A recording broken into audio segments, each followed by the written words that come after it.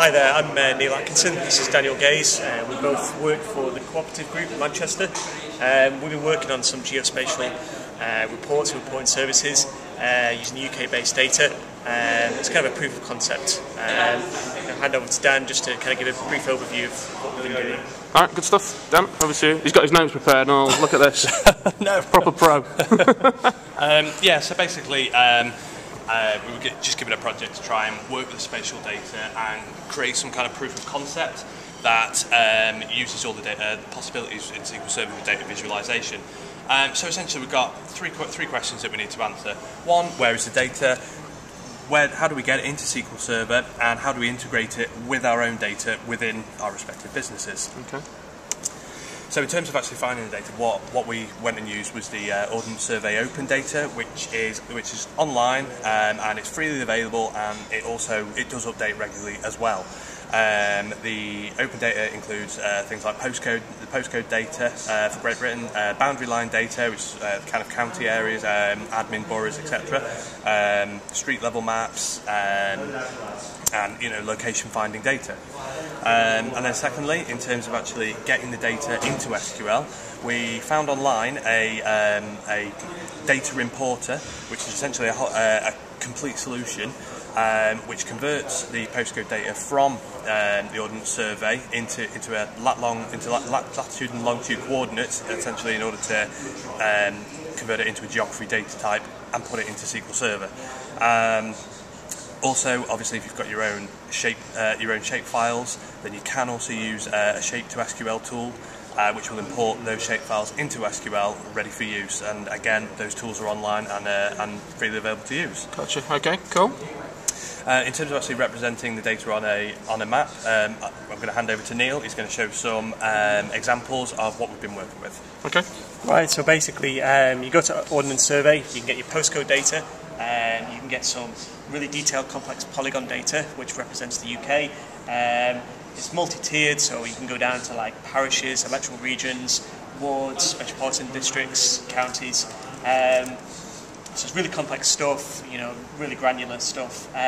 Purpose of this, we're using a really simplified version of the UK. It's using sort of traditional county boundaries. And what we're basically going to show is kind of three simple reports. A heat map, which is kind of going to show the UK heat map by sales and counties.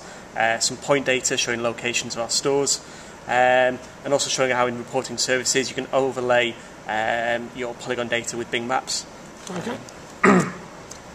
So what we've got here really is just like a possible potential dashboard report and reporting services. You've got a nice map of the UK, sort of grouped by counties. It's heat mapped by sales value, darker the colour, the more the sales. There's drill throughs, so you can click through into counties.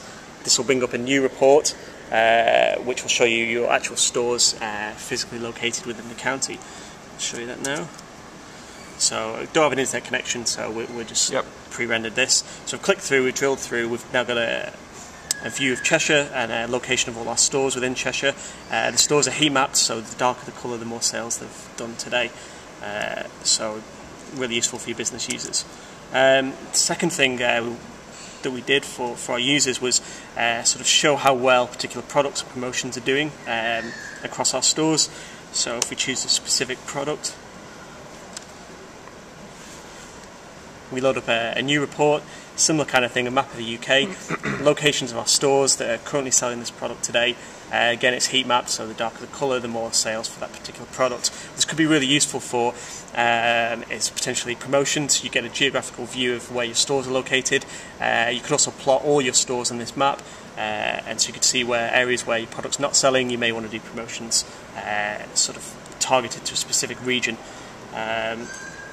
And that's kind of basically it, really.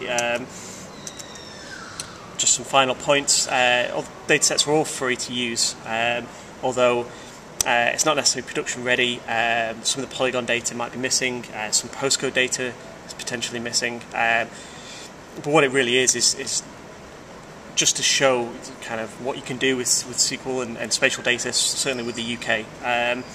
So we're going to put all the information on Martin Bell's blog. There's a link down there. There's going to be instructions, links to the code, some actual sample reports that you can use, and some actual code for manipulating the spatial data. And that should all be available probably by the time you see this video. Fantastic. All right, thanks, guys. And just to fill everyone in, you prepared this today for the lightning talks. Am I right? That's right. Do you just want to talk a little bit what the lightning talks are? 'Cause I suspect most people watching this won't really know. Well, I mean, this is we've been to SQLBits before. Yep. This is my second trip. You know, enjoy the conference and saw this opportunity to get up and speak to you know, the rest of the community and kind of share some of the knowledge, kind of give something back in a way. Yeah, essentially the kind of struggles that we've been going through to try and represent, you know, this data visually. Yeah.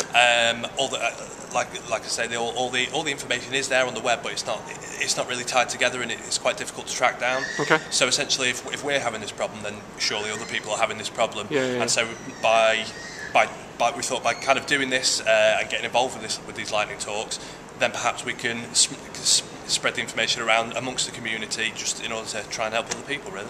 Cool. All right, thanks, guys. Cheers. Can we just catch your name tags? Because I Yep. want to make sure I get the names right when I put this up there. So, Dan and Neil. All right, cheers, guys. Cheers, Jamie. Very Cheers. much appreciated. Cheers.